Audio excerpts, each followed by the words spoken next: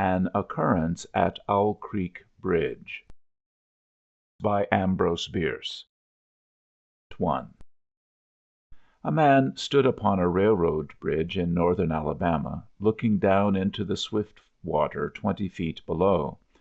The man's hands were behind his back, the wrists bound with a cord. A rope closely encircled his neck.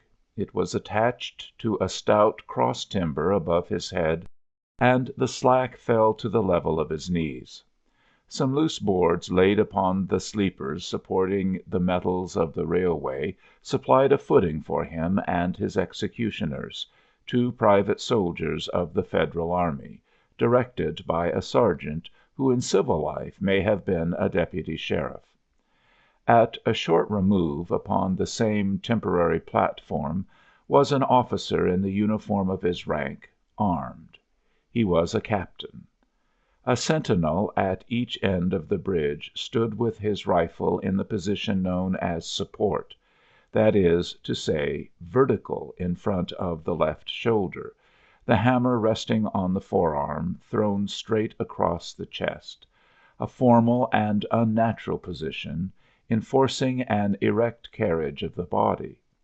It did not appear to be the duty of these 2 men to know what was occurring at the center of the bridge. They merely blockaded the 2 ends of the foot planking that traversed it. Beyond one of the sentinels nobody was in sight. The railroad ran straight away into a forest for 100 yards, then, curving, was lost to view. Doubtless there was an outpost farther along. The other bank of the stream was open ground, a gentle acclivity topped with a stockade of vertical tree trunks, loopholed for rifles, with a single embrasure through which protruded the muzzle of a brass cannon commanding the bridge. Midway of the slope between bridge and fort were the spectators, a single company of infantry in line at parade rest, the butts of the rifles on the ground, the barrels inclined slightly backward against the right shoulder, the hands crossed upon the stock. A lieutenant stood at the right of the line, the point of his sword upon the ground, his left hand resting upon his right. Excepting the group of 4 at the center of the bridge, not a man moved. The company faced the bridge, staring stonily motionless. The sentinels facing the banks of the stream might have been statues to adorn the bridge. The captain stood with folded arms, silent, observing the work of his subordinates, but making no sign. Death is a dignitary who, when he comes announced, is to be received with formal manifestations of respect, even by those most familiar with him. In the code of military etiquette, silence and fixity are forms of deference. The man who was engaged in being hanged was apparently about 35 years of age. He was a civilian, if one might judge from his habit, which was that of a planter.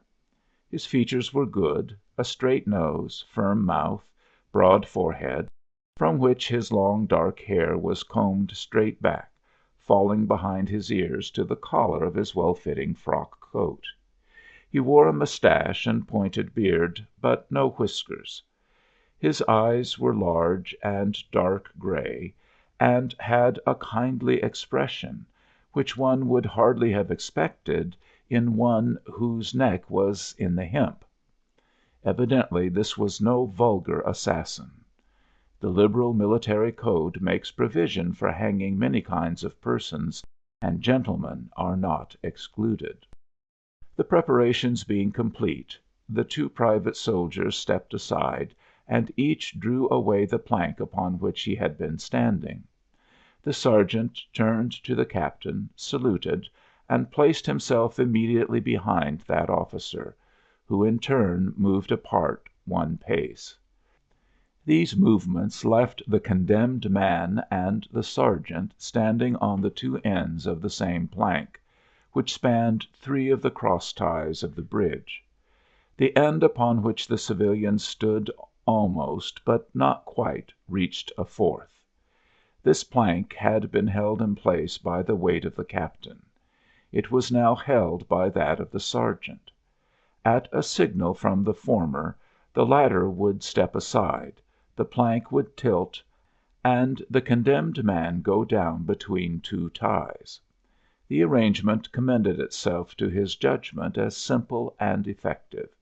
His face had not been covered nor his eyes bandaged. He looked a moment at his unsteadfast footing, then let his gaze wander to the swirling water of the stream racing madly beneath his feet. A piece of dancing driftwood caught his attention, and his eyes followed it down the stream. How slowly it appeared to move! What a sluggish stream! He closed his eyes in order to fix his last thoughts upon his wife and children. The water, touched to gold by the early sun, the brooding mists under the bank at some distance down the stream, the fort, the soldiers, the piece of drift, all had distracted him. And now he became conscious of a new disturbance. Striking through the thought of his dear ones was a sound which he could neither ignore nor understand, a sharp, distinct, metallic percussion, like the stroke of a blacksmith's hammer upon the anvil. It had the same ringing quality. He wondered what it was, and whether immeasurably distant or near by. It seemed both. Its recurrence was regular, but as slow as the tolling of a death knell. He awaited each stroke with impatience and, he knew not why, apprehension. The intervals of silence grew progressively longer, the delays became maddening. With their greater infrequency the sounds increased in strength and sharpness. They hurt his ear like the thrust of a knife. He feared he would shriek. What he heard was the ticking of his watch. He unclosed his eyes and saw again the water below him. If I could free my hands, he thought, I might throw off the noose and spring into the stream. By diving I could evade the bullets, and swimming vigorously reach the bank, take to the woods, and get away home. My home, thank God, is as yet outside their lines. My wife and little ones are still beyond the invaders' farthest advance.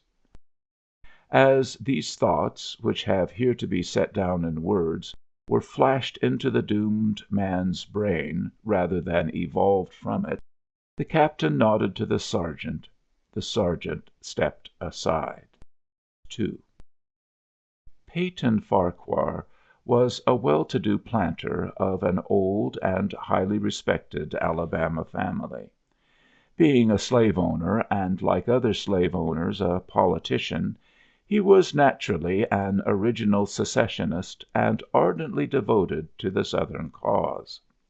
Circumstances of an imperious nature, which it is unnecessary to relate here, had prevented him from taking service with the gallant army that had fought the disastrous campaigns ending with the fall of Corinth.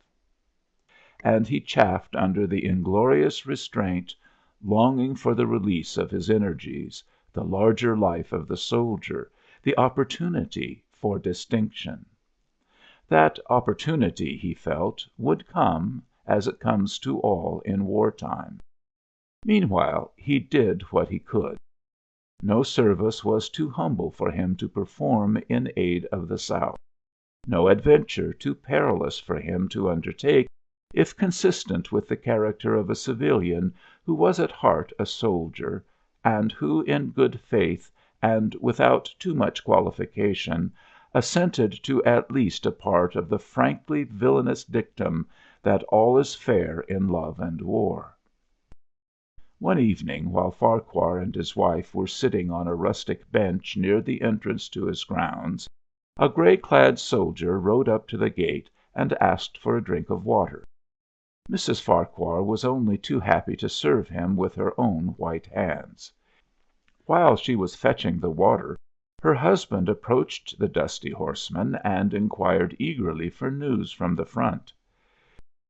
"The Yanks are repairing the railroads," said the man, "and are getting ready for another advance. They have reached the Owl Creek bridge, put it in order, and built a stockade on the north bank.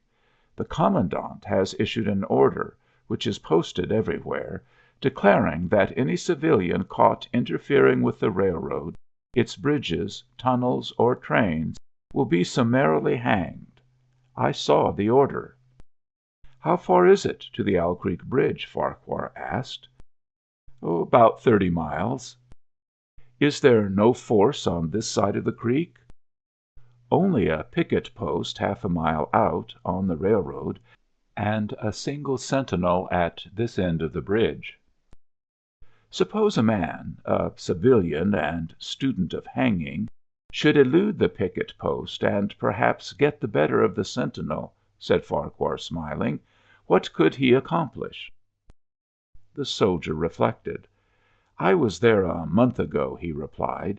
"I observed that the flood of last winter had lodged a great quantity of driftwood against the wooden pier at this end of the bridge. It is now dry, and would burn like tow."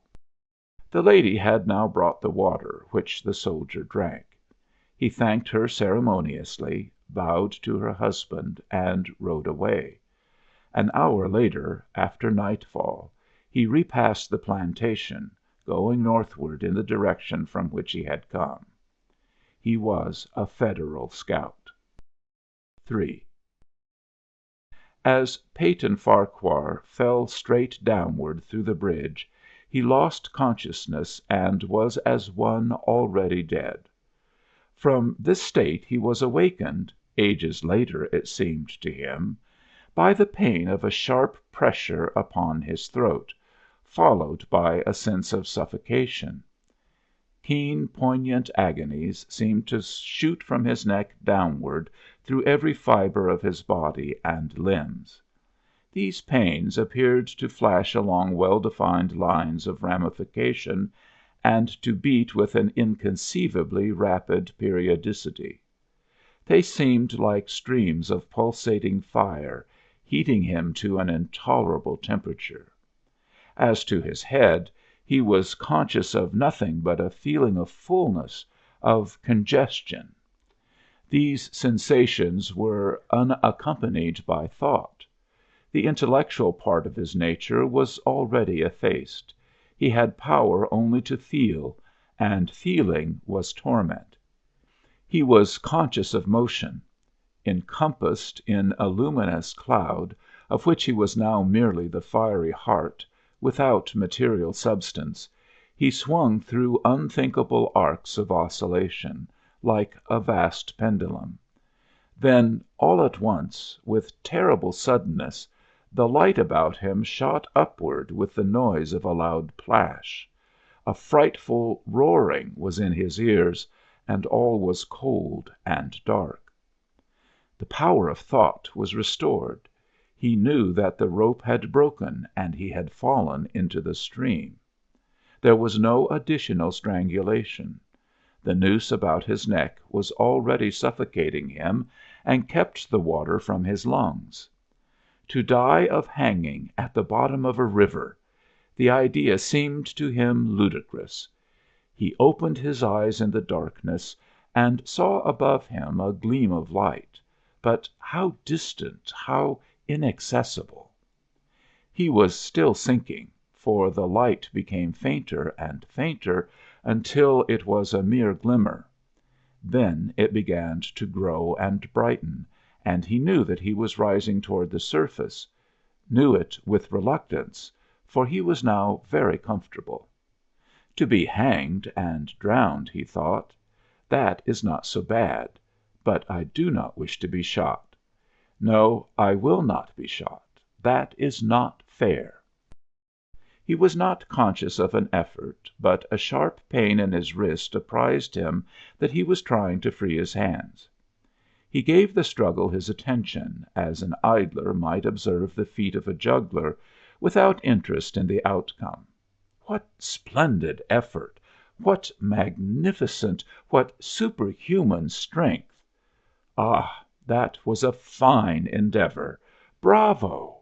The cord fell away; his arms parted and floated upward, the hands dimly seen on each side in the growing light. He watched them with a new interest, as first one and then the other pounced upon the noose at his neck. They tore it away and thrust it fiercely aside, its undulations resembling those of a water snake. "Put it back! Put it back!" He thought he shouted these words to his hands, for the undoing of the noose had been succeeded by the direst pang that he had yet experienced. His neck ached horribly; his brain was on fire; his heart, which had been fluttering faintly, gave a great leap, trying to force itself out at his mouth.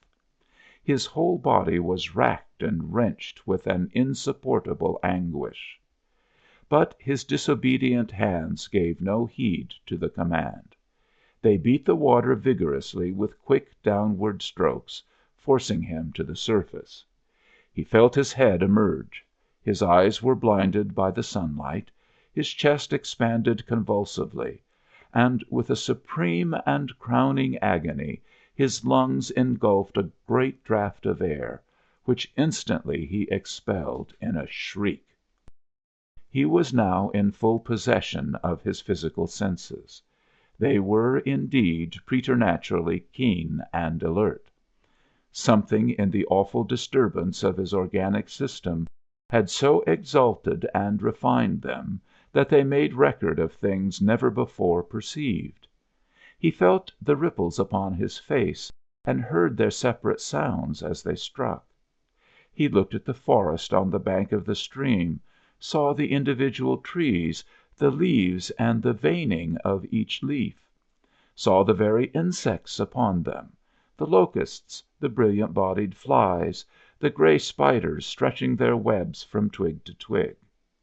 He noted the prismatic colors in all the dewdrops upon a million blades of grass, the humming of the gnats that danced above the eddies of the stream, the beating of the dragonfly's wings, the strokes of the water spider's legs, like oars which had lifted their boat. All these made audible music.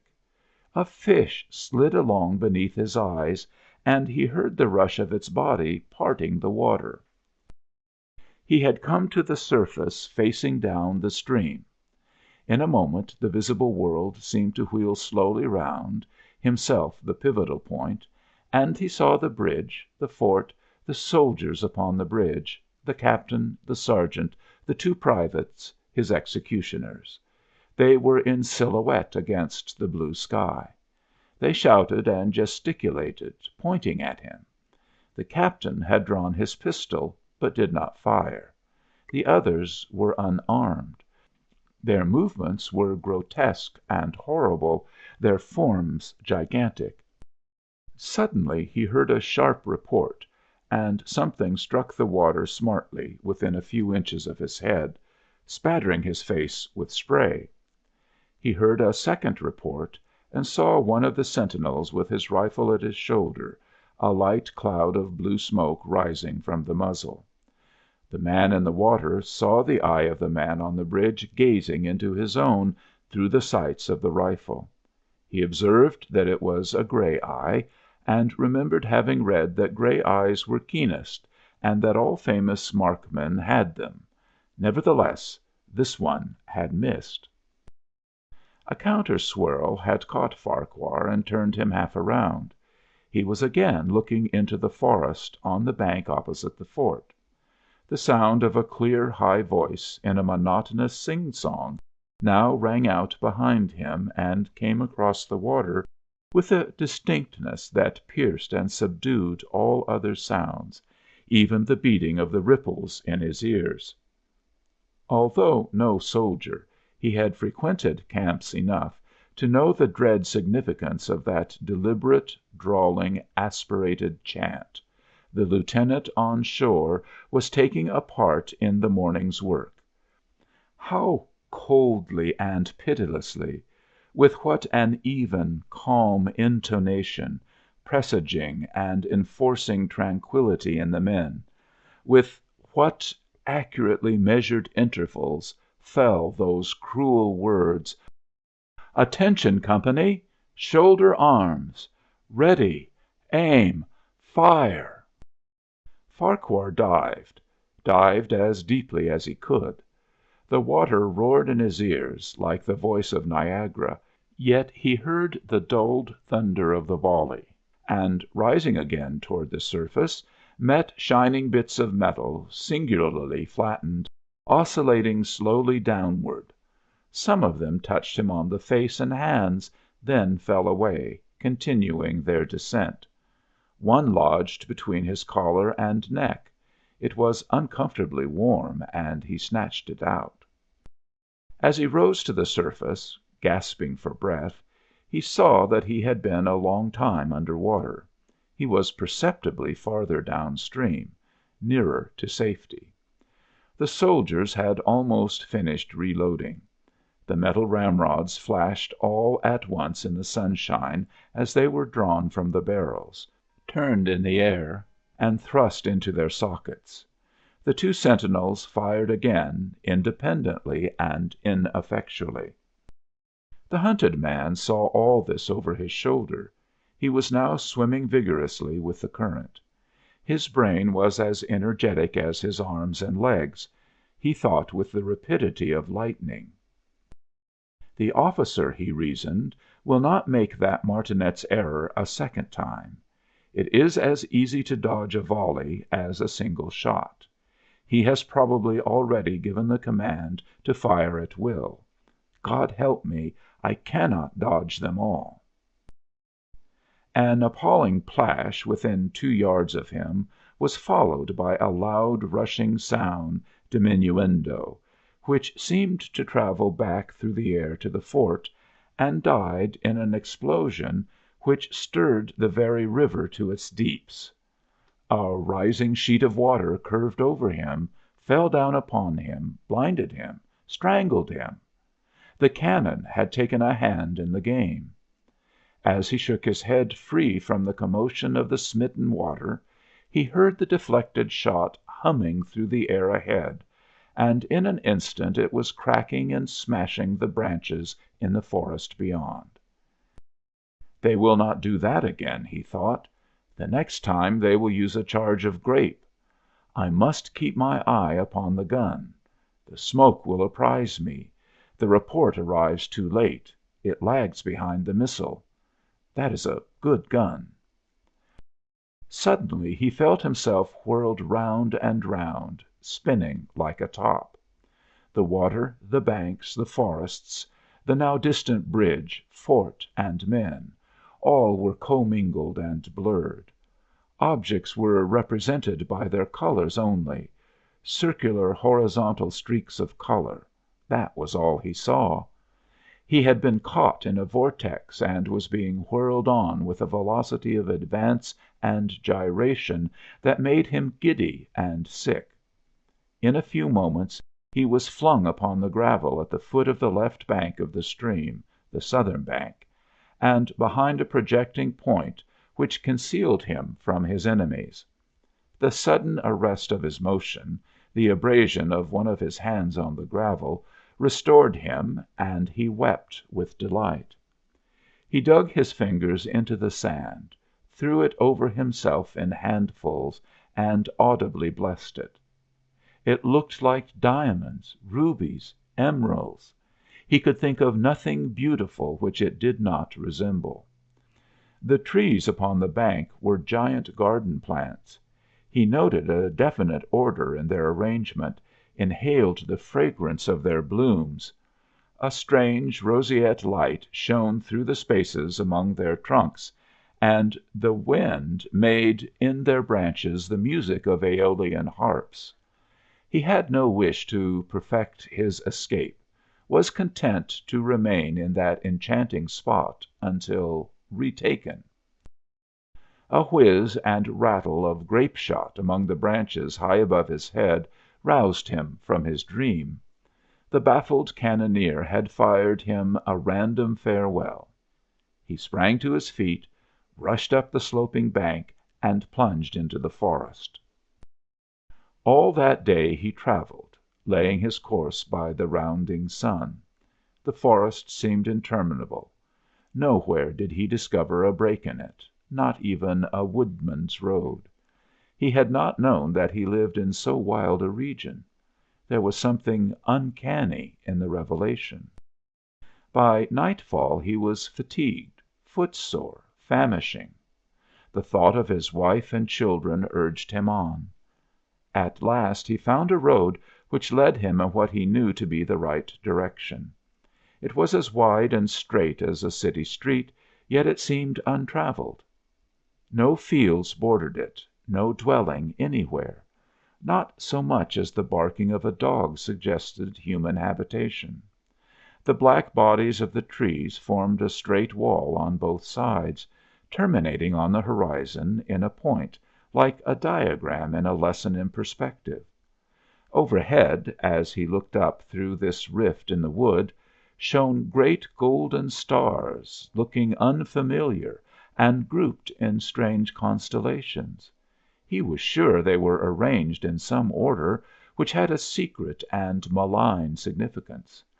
The wood on either side was full of singular noises, among which, once, twice, and again, he distinctly heard whispers in an unknown tongue. His neck was in pain, and lifting his hand to it, he found it horribly swollen. He knew that it had a circle of black where the rope had bruised it. His eyes felt congested; he could no longer close them. His tongue was swollen with thirst. He relieved its fever by thrusting it forward from between his teeth into the cold air. How softly the turf had carpeted the untraveled avenue! He could no longer feel the roadway beneath his feet. Doubtless, despite his suffering, he had fallen asleep while walking, for now he sees another scene. Perhaps he has merely recovered from a delirium. He stands at the gate of his own home. All is as he left it, and all bright and beautiful in the morning sunshine. He must have traveled the entire night. As he pushes open the gate and passes up the wide white walk, he sees a flutter of female garments.